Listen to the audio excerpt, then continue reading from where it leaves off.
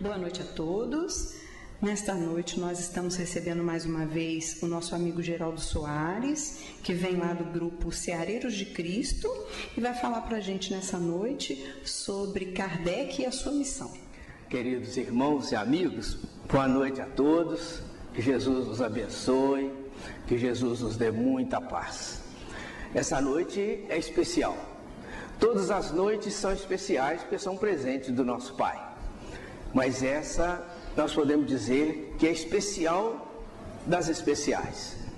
Porque, não sei se estamos lembrando, anteontem, nós nos lembrávamos do aniversário, do nascimento do ilustre codificador Allan Kardec, 3 de outubro de 1804. E nós estamos homenageando o codificador, e enriquecendo o nosso coração.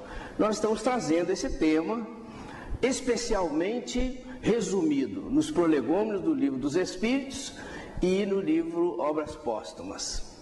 Nós vamos ver ao longo da nossa fala, infelizmente tivemos o projetor aqui, que facilita para a gente acompanhar.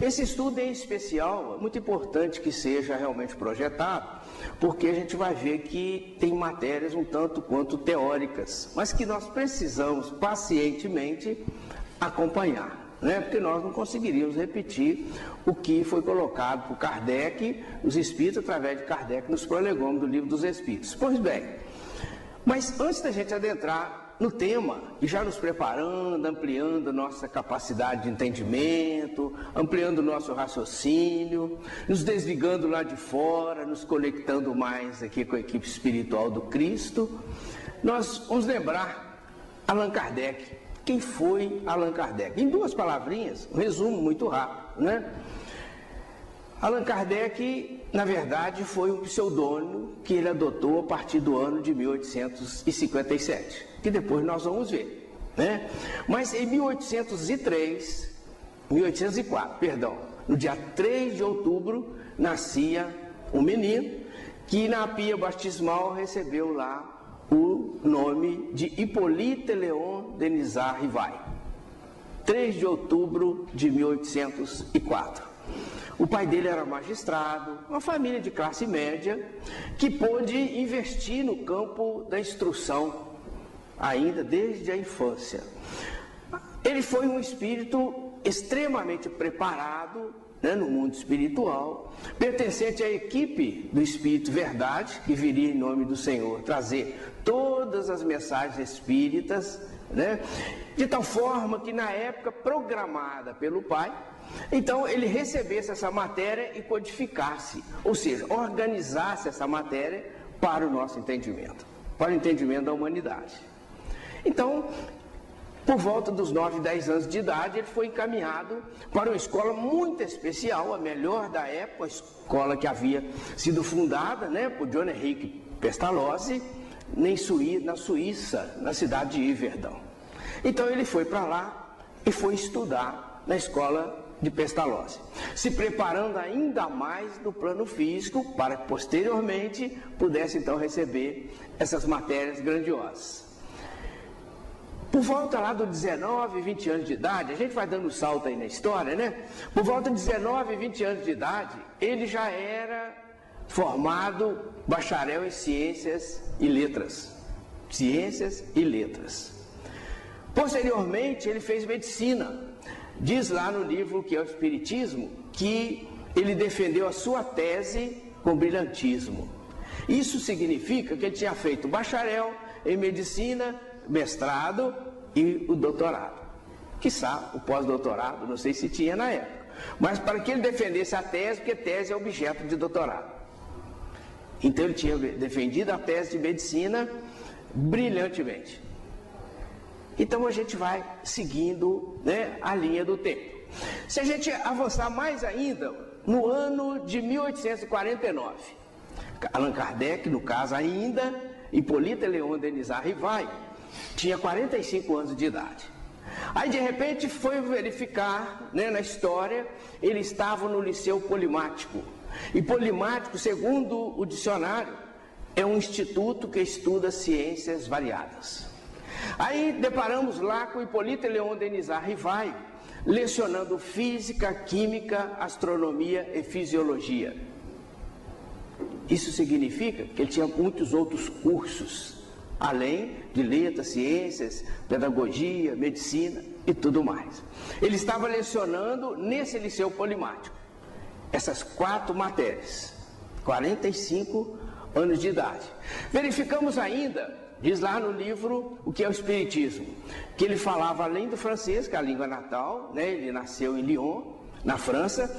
Além do francês, ele falava o inglês, o alemão, o italiano, o gaulês, o holandês, e aí vai. Extraordinário, né? Então, um espírito encarnado extremamente preparado, né? Estudante de magnetismo, pesquisador, preparado para receber as mensagens do Senhor e codificá-la para a humanidade.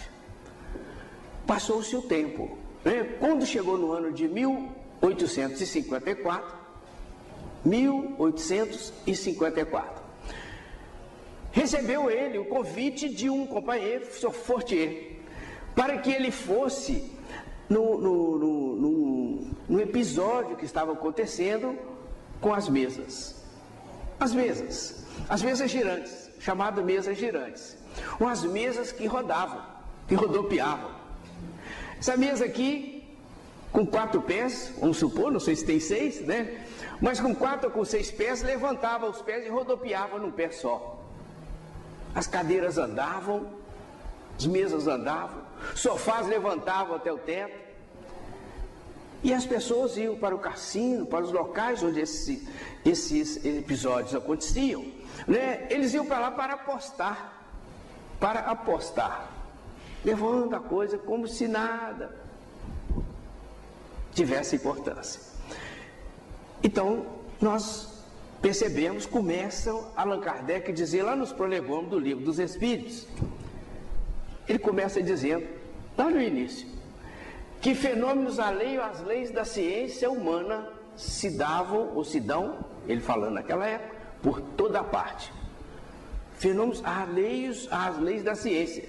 Acontecia por toda parte. As comunicações entre o mundo espírito e o mundo corpóreo estão na ordem natural das coisas.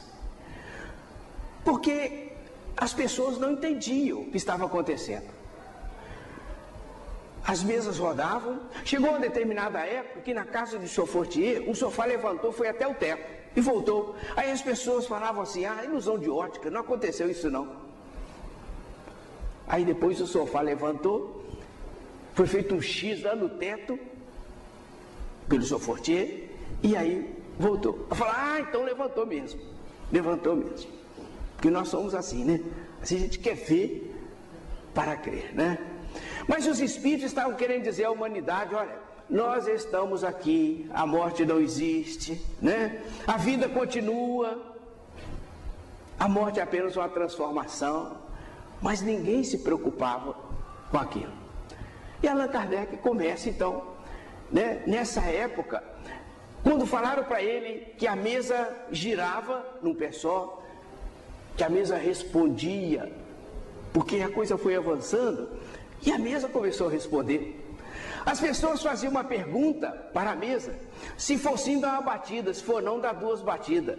Então eles faziam uma pergunta, a mesa respondia, eles anotavam. Fazia a pergunta, era não, a mesa batia 2 vezes. Mas foram avançando mais. Aí daí a pouco, eles começaram a colocar um lápis num cestinho, e aí os médicos colocavam a mão sobre o cestinho andava e o lápis escrevia. E eles faziam pergunta e as respostas vinham. Foram novamente insistir com Allan Kardec para que ele fosse lá verificar aqueles fenômenos. E ele falou assim, olha, até que me provem que a mesa tem inteligência para responder, ou que tem nervos para sentir, eu vou considerar isso uma fábula para provocar o sono. E não foi. Mas insistiram com ele depois. o senhor Didier, um amigo, né? Segundo ele, um amigo mais centrado, mais falava mais sério, né? Cuidava das coisas mais sérias, mais, que envolviam pesquisas, e ele resolveu então ir lá na casa de uma senhora chamada Plana Maison. E aí Allan Kardec vai, né? E depara-se lá com os fenômenos acontecendo. Mas vamos pegar aqui a sequência lá dos prolegômenos para a gente ver o que ele fala para nós. Ele diz assim: os Espíritos anunciam que chegaram os tempos marcados pela providência para uma manifestação universal, e que, sendo eles os ministros de Deus e os agentes de sua vontade, tem por missão instruir e esclarecer os homens, abrindo uma nova era para a regeneração da humanidade. A gente poderia pontuar aqui cada palavra e conversar, mas nós vamos pontuar duas ideias apenas quando fala ali tempos marcados pela providência para uma manifestação universal. Porque às vezes a gente não consegue entender muito bem por que as coisas acontecem, como as coisas acontecem.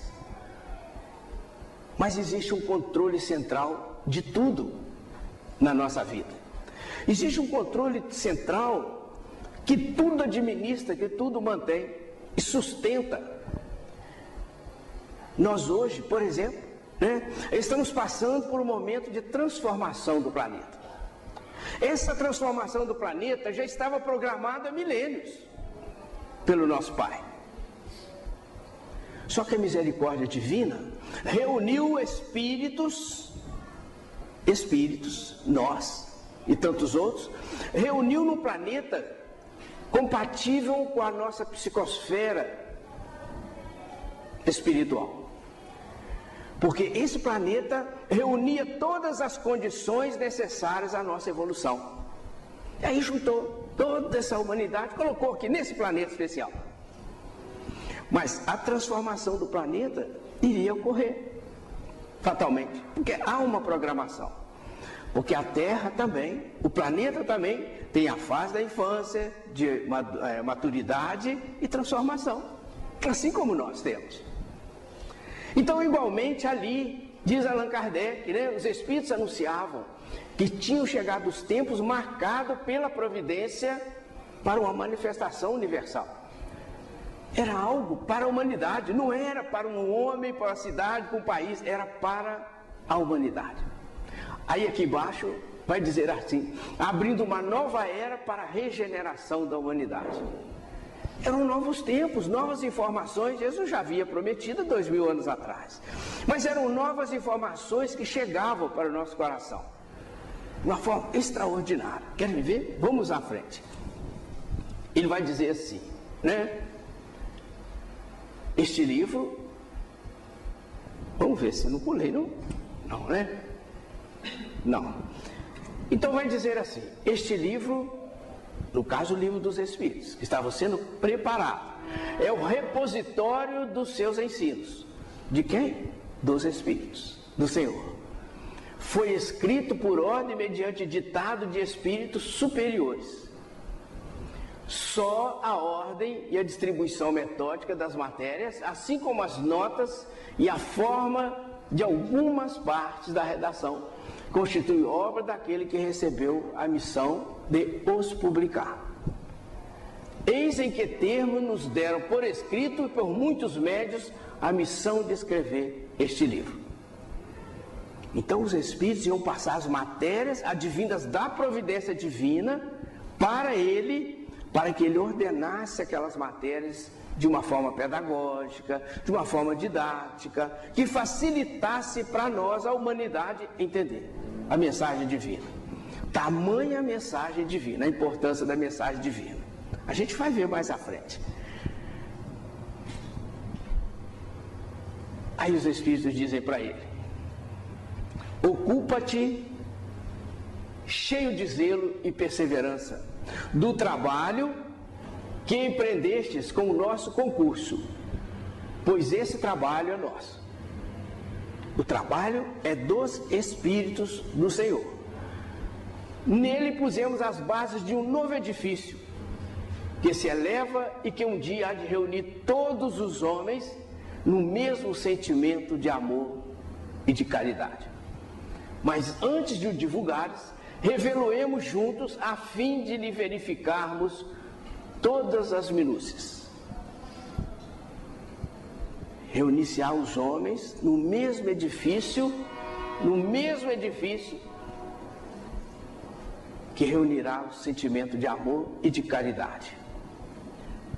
Extraordinário, porque não são as religiões que vão nos conduzir à felicidade, são as nossas ações, são os nossos sentimentos, que a religião aciona, nos ajuda a interligação, né? Daí a palavra religião, se originária de religare, né? O verbo latino, que vai mostrar para nós que é a ligação com o Pai. Então os Espíritos colocam ali, né? Bases de um novo edifício que reunirá todos os homens com sentimento de amor e de caridade. Daí a importância desse desabrochar do amor no coração, desabrochar da caridade. Não é sem propósito que há 2000 anos atrás, Paulo Apóstolo já dizia: ainda que eu possua todos os bens do mundo, que eu fale a língua dos anjos, que eu tenha isso, que eu tenha aquilo, se eu não tiver caridade, nada serei. Daí vem a máxima da doutrina espírita: fora da caridade não há salvação. Porque é preciso desabrochar para esse sentimento do amor e da caridade. Quando a gente fala assim desse desabrochar do sentimento, ele é fundamental, porque nós estamos ainda numa fase de evolução tão complicada, que nós imaginamos que um corte no dedo do outro dói menos do que no nosso. O problema do câncer na família do outro é menos complicado do que se fosse na nossa. A gente começa a ver as coisas assim. Esse amor, esse sentimento de caridade, à medida que ele vai desabrochando, nós começamos a perceber que um problema com o outro é tão complicado como se fosse com a gente. É por isso que Madre Teresa, que os espíritos superiores, numa palavra, eles falam no livro, né? Madre Teresa falava assim: nós temos que amar até doer. Amar até doer. O que essa benfeitora espiritual queria dizer com isso? Que nós tínhamos que amar, ou teremos que amar, a ponto de sentirmos a dor do outro. A ponto de sentir a dor do outro.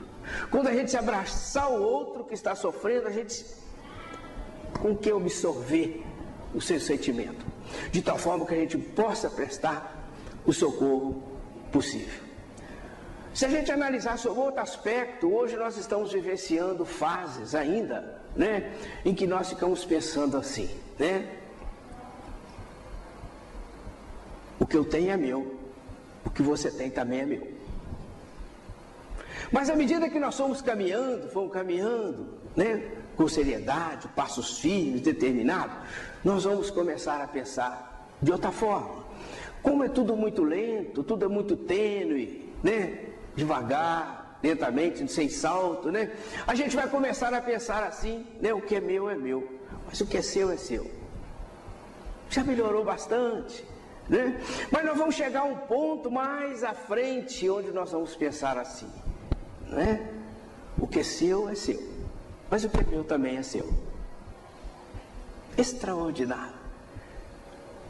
Perfeita consonância, como que nós citamos de Madre Teresa, como que os Espíritos estão colocando ali, com as mensagens de Jesus, com a mensagem do nosso Pai, porque afinal tudo é dele. É um Pai de misericórdia, é um Pai que nos ampara e abençoa. É um Pai que cuida de todos nós. Então a mensagem ela é única, ela vem de várias formas para atingir o nosso coração. Vamos avançar mais um bocadinho. Quando ele vai dizer assim, os Espíritos dizem para ele: estaremos contigo sempre que o pedires, para te ajudarmos nos teus trabalhos. Porquanto esta é apenas uma parte da missão que te está confiada e que já um de nós te revelou. É uma parte da missão. Estaremos contigo. Olha só que extraordinário. É uma mensagem de confiança, de fé. Porque eles disseram isso para Allan Kardec, mas na verdade Eles disseram para a humanidade. Para a humanidade. Nós temos que ter essa confiança e essa certeza de que existe uma equipe espiritual do Pai acompanhando cada passo de cada um de nós. Ninguém está sozinho, nós não estamos desamparados. Que bom, graças a Deus. Vamos seguir mais um bocadinho. Porque o que ocorre, né? Lá na questão 653 do Livro dos Espíritos, os Espíritos, ao responder a Allan Kardec sobre a lei da adoração, eles vão dizer para Allan Kardec assim, né? Lembrai-vos de que Deus, o Senhor, em cada uma das vossas ações tem sobre vós o seu olhar. Em cada uma das vossas ações tem sobre vós o seu olhar. E, em geral, quando eu paro para refletir um pouco nessa resposta dos Espíritos, eu fico pensando assim, o que levou, ou o que levou no caso, né, um pai, na atualidade, pular do 17º andar de um edifício em São Paulo, com um filho no colo? O que leva uma pessoa a esse nível de desespero? É preciso ter a certeza de que tem um pai que nos ampara e abençoa. Um pai de misericórdia, que cuida do nosso filho que está longe, da esposa que está longe, do marido que está trabalhando fora, de nós que estamos aqui. Tem um pai que cuida de cada um de nós 24 horas por dia. Então não podemos, à medida que essas dificuldades baterem na porta, lembrar de que em cada momento tem um trabalhador de Jesus do nosso lado, um trabalhador de Maria de Nazaré. Os mensageiros divinos do Pai estão junto com a gente, a todos os momentos. Então quando eles falam para Allan Kardec, estaremos contigo sempre que o pedires, não precisa nem ser verbalizado, mas é com o coração. É com o coração. Por isso também os Espíritos disseram no Livro dos Espíritos, quando perguntaram para eles qual a prece que mais agrada a Deus, falaram assim, aquela que vem do coração. Quando perguntaram para a Madre Teresa, acho que já citamos aqui, vamos repetir, quando perguntaram para a Madre Teresa, quando a senhora está orando, o que a senhora fala para Deus? Ela falou, eu não falo nada, eu só escuto. Mas o que ele fala para a senhora? Ele não fala nada, ele só escuta. O que queria dizer ela para nós? O que os Espíritos disseram no Livro dos Espíritos. A prece que mais agrada a Deus é a que vem do coração. Então é preciso a gente perceber que a mensagem do Evangelho, à luz da doutrina espírita, quando veio a codificação, foi a maior mensagem de esperança pós-Jesus que a humanidade poderia obter. Mas é preciso que a gente abra o coração, é preciso que a gente abra o entendimento para a gente perceber a grandiosidade dessa mensagem. A gente saiu do Livro dos Espíritos um pouquinho, fomos ao livro Obras Póstumas. Vamos ver como que trataram desse assunto. Porque deram toda a missão para Allan Kardec, toda a responsabilidade para ele de codificar a doutrina. Aí ele pergunta para os Espíritos assim, que causas poderiam determinar o meu malogro? Ou como que eu poderia fracassar? Será que eu posso fracassar? Em outras palavras, seria a insuficiência das minhas capacidades? Ele ficou preocupado. E eles respondem para ele, não. Mas a missão dos reformadores é prenhe de escolhos e perigos. Previno-te de que é rude a tua, porquanto se trata de abalar e transformar o mundo inteiro. Se trata de abalar e transformar o mundo inteiro. Suscitarás contra ti ódios terríveis, inimigos encarniçados, se conjurarão para a tua perda. A gente fica ansioso para comentar, mas nós precisamos ler o resto. Quer ver? Para continuar só essa colocação. Aí fala assim, ver-te-ás a braços com a malevolência, com a calúnia, com a traição, mesma que te parecerão. Com a traição mesma dos que te parecerão os mais dedicados, até mesmo daqueles que parecem os mais dedicados. Numa palavra, terás de sustentar uma luta quase contínua com o sacrifício do teu repouso, da tua tranquilidade, da tua saúde, até da tua vida, pois sem isso viveríamos muito mais tempo. Ora bem, não poucos recuam quando, em vez de uma estrada florida, só veem sob os passos urzes, pedras agudas e serpentes. Não poucos recuam. Disseram mais: para tais missões não basta a inteligência. Faça mistério primeiramente para agradar a Deus, a humildade, modéstia e desinteresse, visto que ele abate os orgulhosos, os presunçosos e os ambiciosos. Vamos voltar um pouquinho aqui. A gente ficou pensando assim. Vocês perceberam que eles falaram assim, que a mensagem é tão grandiosa que trata-se de abalar o mundo inteiro. Uma mensagem nova estava chegando no coração da humanidade. E eu fiquei pensando assim, né? Imaginemos, porque é importante a gente dar um retrocesso, a gente abrir o nosso raciocínio, porque o cristianismo puro deixado por Jesus começou a enfrentar problemas seríssimos desde o século IV pós-Jesus. Naquela época em que Roma declarou o cristianismo como religião oficial de Roma, século IV. Dali para cá, nós começamos a enfrentar problemas. Ou melhor, nós começamos a arrumar problemas.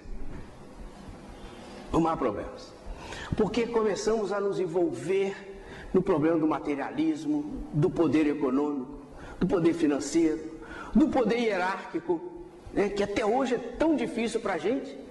Por isso é que ela é até ditado assim, né, que é conhecer um homem e dar poderes para ele, né? Porque é um problema. Né? Então as autoridades eclesiásticas naquela época começaram a se envolver na parte financeira e começou a deturpar o cristianismo, porque Jesus havia deixado. Nós caminhamos, em duas palavras apenas, caminhamos na Idade Média, né? E na Idade Média só se queria poder. Quando é poder, é o ter mais, é o ser mais poderoso.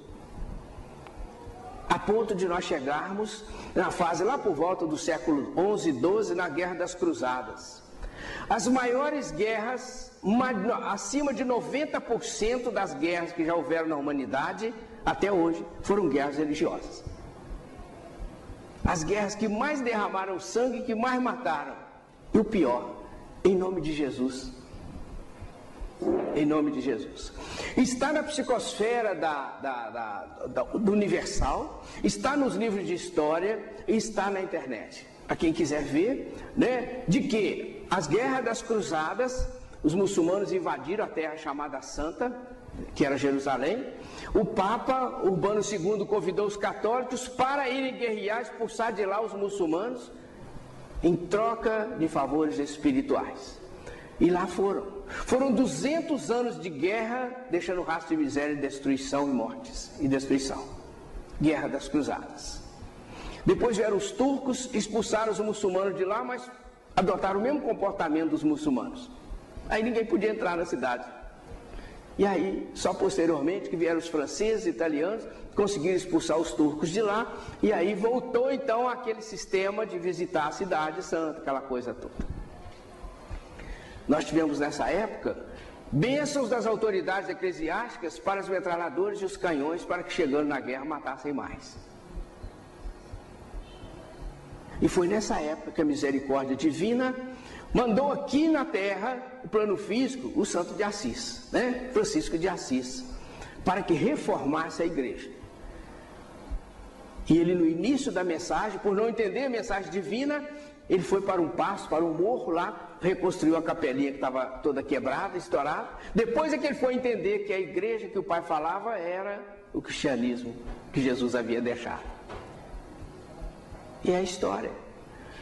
Passou-se o tempo, mais um pouco, o pai, na sua misericórdia, ainda mandou aqui na terra para nos ajudar, né? Teresa d'Ávila, Inácio de Loyola, João da Cruz, que depois, ao desencarnar, de acordo com as normas eclesiásticas, canonizaram, né, falando Santa Teresa d'Ávila, São João da Cruz, Santo Inácio de Loyola.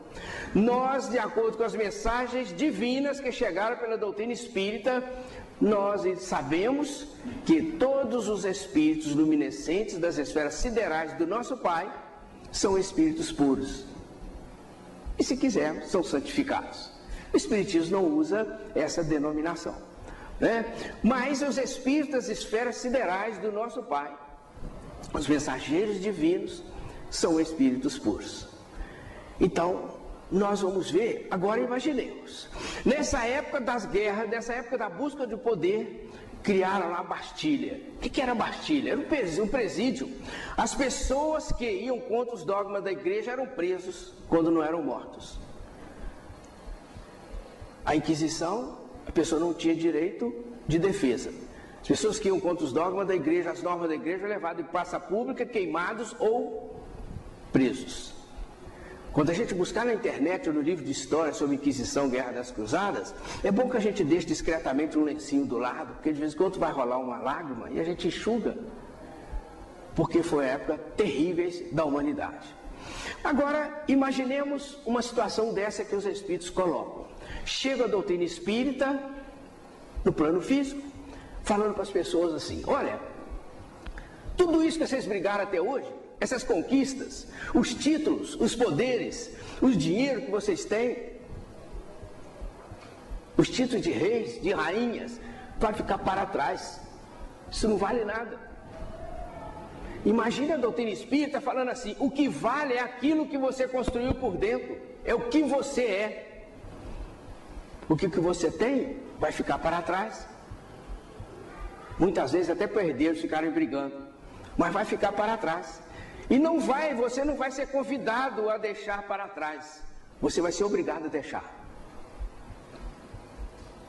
Isso é matéria transitória. Então o que vale são os valores do mundo interior de cada um.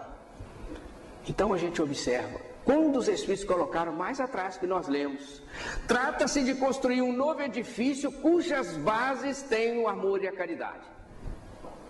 Situação completamente diferente. E agora a doutrina vem falando assim: olha, a alma é imortal, não existe a morte. A morte não existe, é uma transformação. Imagina o impacto, por isso eles dizem assim: trata-se de criar um impacto, vamos ver a expressão que eles usaram ali, né? Por isso eles colocaram: previno-te de que é rude a tua, porquanto se trata de abalar e transformar o mundo inteiro. Era uma completa transformação no nosso coração, no coração da humanidade, na visão da vida, e ampliar muito mais a visão, porque até então parecia que estava se olhando um cone e de repente ia perceber: gente, a vida é grandiosa, a vida é bela, né? Como tem aquele filme, porque é tudo muito diferente do que até então a gente imaginava. Bom, a gente passando mais para frente, eles vão dizer para ele, começar a dar uma receita para ele.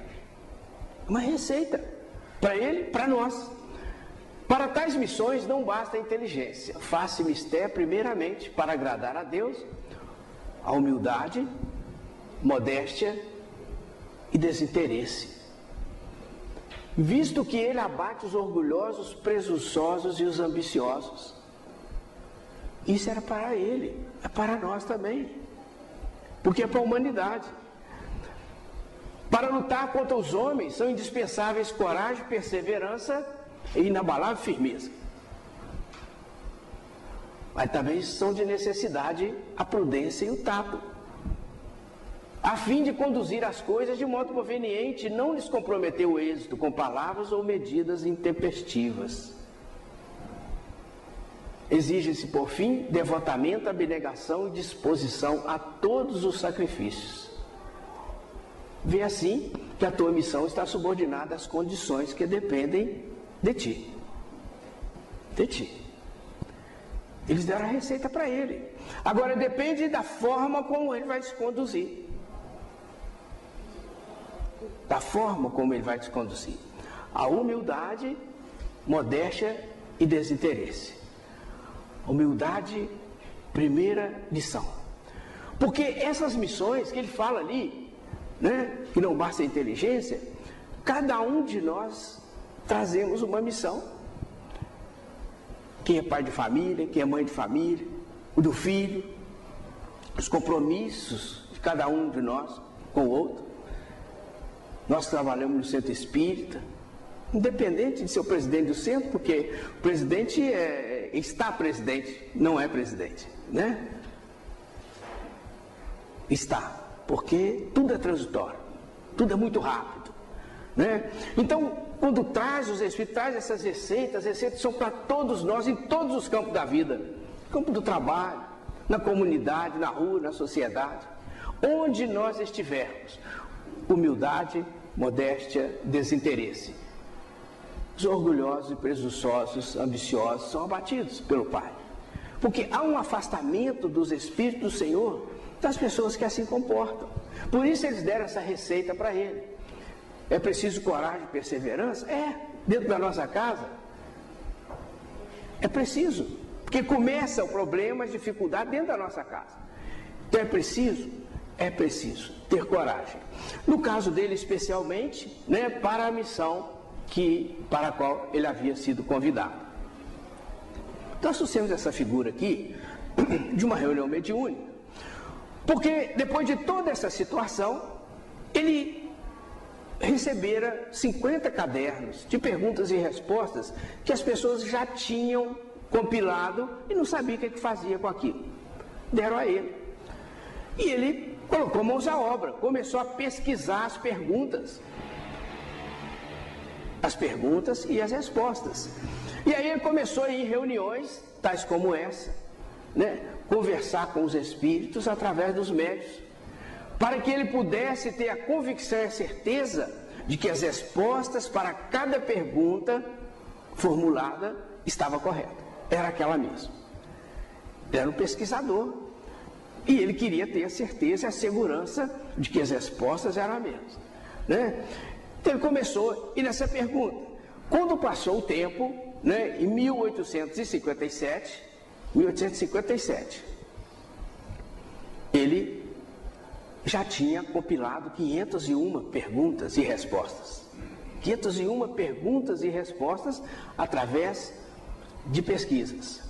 Ele vai dizer mais tarde, em 1864, na edição do Evangelho segundo o Espiritismo, de que ele recebera mais de 1000 comunicações a respeito das perguntas e respostas do Livro dos Espíritos.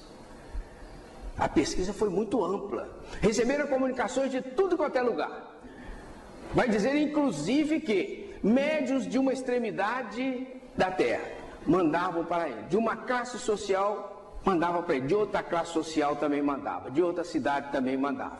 Quando ele começou a checar aquelas perguntas, é que ele verificou que havia um link nas perguntas, uma continuidade, e os médicos que tinham recebido aquelas comunicações nem sabiam daquilo. Aí é que ele percebeu que era algo extraordinário, que ele tinha que ir compilando. Ele foi compilando. No ano de 1857, então, divulga-se ou publica a primeira edição do Livro dos Espíritos, que foi exatamente, nós colocamos aqui apenas para a gente ver, né, a edição em francês e em português, a tradução, que é o livro que nós utilizamos até hoje. Por quê? Porque esse aqui já é uma segunda edição, né, editado e publicado no ano de 1860, 18 de março, quase 3 anos depois, 18 de março. Hoje a capa está diferente dessa aqui, porque as artes, né, mais moderna e tudo mais, mas é exatamente essa edição que a gente usa hoje. E a primeira edição foi lançada nessa galeria de Orleans, né, na França, nesse local que foi lançado o Livro dos Espíritos. Mas o primeiro ali é o Livro dos Médiuns, né, que foi editado no ano de 1861. E depois o Evangelho, que foi editado em 1864. Nós tivemos depois o livro Céu e Inferno, editado em 1865, e a Gênesis em 1868. Pois bem, a gente voltou um pouquinho no Livro dos Espíritos. Quando colocaram para ele assim: com a perseverança é que chegarás a colher os frutos dos teus trabalhos. Perseverança. Chegarás a colher o fruto dos teus trabalhos. O prazer que experimentarás vendo a doutrina propagar-se e bem compreendida será uma recompensa, cujo valor integral conhecerás talvez mais no futuro do que no presente.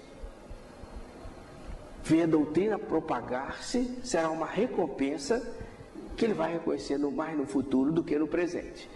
Não te inquietes, dizem para ele, pois, com os espinhos e as pedras que os incrédulos ou os maus acumularão no teu caminho.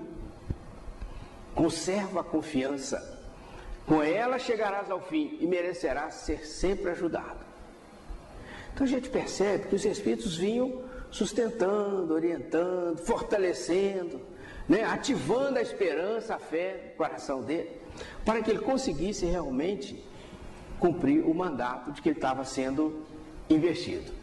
Ainda falaram mais para ele: lembra-te de que os bons espíritos só dispensam assistência aos que servem a Deus com humildade e desinteresse, e que repudiam a todo aquele que busca na senda do céu um degrau para conquistar as coisas da terra, que se afastam do orgulhoso e do ambicioso. O orgulho e a ambição serão sempre uma barreira erguida entre o homem e Deus. São um véu lançado sobre as claridades celestes, e Deus não pode ser visto do cego para fazer perceptível a luz. Quem assina o prolegômeno do Livro dos Espíritos, está ali, em letras menores, não sei se dá para ler: São João Evangelista, Santo Agostinho, São Vicente de Paulo, São Luís, o Espírito da Verdade, Sócrates, Platão, Fenelon, Franklin, Swedenborg. E está lá, etc, etc, etc. Isso significa que esses espíritos, esses mensageiros divinos, são representantes de todo o apleio de espíritos consoladores. Representantes de todo o apleio de espíritos consoladores, que estavam trazendo a doutrina para o nosso coração. Mas a gente avançou mais um pouco ainda, quando nós voltamos ao livro Obras Póstumas. Vamos ver como que fecharam esse assunto. E Allan Kardec então fala para o Espírito Verdade: Espírito Verdade, agradeço os teus sábios conselhos, aceito tudo sem restrição e sem ideia preconcebida. Senhor, e ele faz a prece: Senhor, pois te dignaste lançar os olhos sobre mim para o cumprimento dos teus desígnios, faça-se a tua vontade. Está nas tuas mãos a minha vida, dispõe do teu servo. Quando eu leio, e veio à mente Maria de Nazaré, né? Você lembra lá no Evangelho? Quando foi anunciado a gravidez de Jesus, quando ela fala: eis aqui escravo do Senhor, faça-se em mim segundo a tua vontade, né? Extraordinário, né? Que semelhança, né? Que algo da grandeza de coração, né? Quando ele diz, né? Está nas tuas mãos a minha vida, dispõe do teu servo. E vai dizer mais: reconheça a minha fraqueza diante de tão grande tarefa. A minha boa vontade não desfalecerá, as forças, porém, talvez me traiam. Supre a minha deficiência, dá-me as forças físicas e morais que me forem necessárias. Ampara-me nos momentos difíceis e com o teu auxílio e dos teus celestes mensageiros, tudo envidarei para corresponder aos teus desígnios. Extraordinário, né? E aí ele vai fechando, quando ele escreve uma nota e fala assim, que está escrevendo essa nota no dia 1º de janeiro do ano de 1867, 10 anos e meio depois que me foi dada a comunicação acima, e atesto que ela se realizou em todos os pontos, pois experimentei todas as vicissitudes que me foram preditas. Graças, porém, à proteção e assistência dos bons espíritos, tenho a ventura de reconhecer que nunca senti o menor desfalecimento ou desânimo, e que prossegui sempre com o mesmo ardor no desempenho da minha tarefa. Aí ele fecha dizendo assim: mas também a par dessas vicissitudes, que de satisfações experimentei vendo a obra crescer de maneira tão prodigiosa. Com que compensações deliciosas foram pagas as minhas tribulações, que de bênçãos e de provas de real simpatia recebi da parte de muitos aflitos a que a doutrina consolou. Este resultado não o anunciou o Espírito de Verdade, que sem dúvida, intencionalmente, apenas me mostraram as dificuldades do caminho. O Espírito de Verdade, quando disse para ele todas aquelas dificuldades que ele ia enfrentar, não falou dessa situação. Porque é lógico que os frutos vai depender do plantio que for feito. Por isso que ele disse naquela época, lá no final, depende de ti. Dependendo do desenvolvimento do trabalho dele, viriam os frutos ou não. Então não lhe foi passado, mas ele se sentia feliz da vida pelos resultados da doutrina. E quando chegou uma determinada época, ele, depois de divulgar o livro dos Espíritos, porque afinal os livros dos Espíritos, não só o livro dos Espíritos, mas os demais livros da codificação, ele começou a divulgá-los com o título de Allan Kardec. Porque ele era um professor, tinha muitos livros escritos na França, assinado Hippolyte Léon Denis Arrivai, e não podia ficar os livros dele vendendo com Hippolyte e o dos Espíritos também. Então foi orientado a ele que ele colocasse um pseudônimo de nome que ele havia tido em reencarnações anteriores. Por isso, os livros dos Espíritos saíam com Allan Kardec e os dele continuaram vendendo na França. Mas ele resolveu sair nas cidades, por exemplo, de Lyon e Bordeaux e outras cidades da França, para ver como que estava indo a doutrina, como que a doutrina estava acontecendo no coração das pessoas. E ele, quando chegou lá em Lyon e Bordeaux, ele teve a oportunidade de fazer um discurso.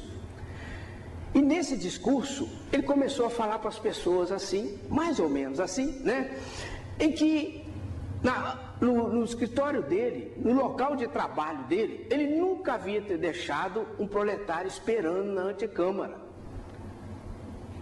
Porque ele sempre buscava dar valor àquelas pessoas que mais necessitavam, o amor e a caridade. Dizia assim que em determinados lugares se sentava do lado o príncipe e o operário. Se o príncipe se reclamasse, ele diria assim, que ele não seria digno de ser espírita. Mas ele fala assim: muitas vezes eu percebi que eles se levantavam e ao se levantar apertavam-se as mãos. E eu pensava assim: Espiritismo, eis um dos teus prodígios, um dos muitos prodígios que irão acontecer no futuro. E isso alegrava o coração dele, quando ele via a doutrina mudando as pessoas. Ele chegou em outra casa, determinada casa, e ao falar, ele diz assim, ele percebeu que as metamorfoses morais estavam acontecendo nas pessoas. Os vícios eram extirpados, as paixões eram acalmadas, os corações acerenados. Nós falamos há pouco daquele pai que pulara do edifício, o filho do colo. À medida que a pessoa ia pôr na doutrina no coração, ia perceber que ele ia achar que ia resolver um problema e ia arrumar um punhado de outros problemas. Porque a morte não existe. A continuidade da vida é uma realidade. A reencarnação sucessiva é uma realidade. Então ele começou a perceber que as pessoas iam mudando. E diz assim: muitos arrostavam sob qualquer temporal, qualquer tempo. As dificuldades andavam léguas, está lá no livro que é o Espiritismo. Eles andavam léguas para não faltar nenhuma sessão no centro espírita. Aí ele diz assim, porque era a fé raciocinada, era a fé que vem do coração, é a certeza da existência do Pai, é a certeza da existência da imortalidade da alma, é a certeza da comunicabilidade dos espíritos com o plano físico, desse intercâmbio extraordinário que aos poucos vai trazendo maior confiança, maior serenidade, mais tranquilidade, mais firmeza, mais fé, mais esperança à humanidade tão sofrida. É exatamente essa certeza da imortalidade da alma que vai fazendo com que a sociedade vai se tornando mais fraterna, mais solidária. Que nós dos centros espíritas vamos nos aproximando, lembrando daquela mensagem de Jesus: meus discípulos serão conhecidos por muitos se amarem. Um novo mandamento vos dou, dizia Jesus, que vos ameis uns aos outros como eu vos amei. Então, aos poucos, a gente vai colocando a mensagem do Mestre em prática e a doutrina espírita vai nos impulsionando à autotransformação. Porque o grande objetivo de Jesus, o objetivo do nosso Pai é que nós sejamos felizes. E para sermos felizes é preciso trabalhar o homem novo em substituição ao homem velho. São desafios, são muitos desafios, muitas dificuldades, uma atrás da outra. Mas os Espíritos disseram: estaremos contigo sempre que o pedires. Não podemos esquecer isso. E é exatamente por isso que nessa noite nós optamos, ou fomos orientados, instruídos certamente, inspirados certamente, porque nós ainda temos aquela mania, da nossa pequenez, de quando a gente tem uma ideia muito ruim, a gente fala assim, isso é o obsessor, que está nos influenciando. Mas quando vem uma ideia muito bonita, muito boa, ao invés de a gente falar isso das esferas luminescentes que chegam para nós, a gente fala assim: tive uma ideia, tive nada. A ideia veio do Pai, tudo é dele, ou permitido por ele.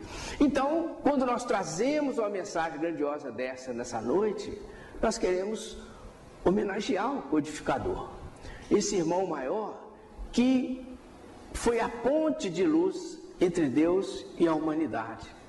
Deus e a humanidade.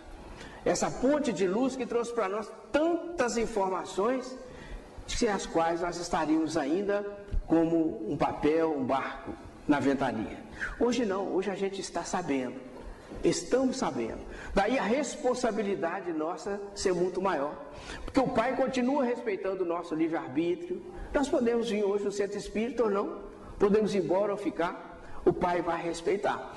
Mas informa a doutrina espírita grandiosa para nós, que tudo que nós fazemos tem uma consequência, lei de causa e efeito. Nós estamos inseridos nessas leis que governam e que direcionam o universo. E o Pai, através dessas leis, vai permitindo que a gente caminhe da melhor maneira que nós acharmos conveniente. Mas é preciso a gente ter a certeza, a confiança, a segurança de que os Espíritos do Senhor estão sempre à frente, clareando o caminho de cada um de nós. E nessa certeza, nós direcionamos ao nosso irmão maior, os nossos agradecimentos por tanto amor por cada um de nós. Agradecemos a equipe espiritual do Cristo que conduz essa casa, que conduz o movimento espírita do Juiz de Fora, da região toda, da Zona da Mata, do nosso país, com tanto carinho, com tanto amor, com tanta dedicação. E agradecemos pela oportunidade de nos reunirmos aqui hoje, nessa noite, para falar do codificador, em nome do Cristo. E com o coração enternecido, nós nos curvamos dizendo ao nosso Pai: graças a Deus que pudemos estar aqui nessa noite, que fomos escolhidos, premiados pelo Pai, por estarmos aqui juntos, refletindo da mensagem de Jesus à luz da doutrina espírita. Eu agradeço de coração a vocês a oportunidade, que Jesus nos abençoe, que nos dê muita paz. Muito obrigado.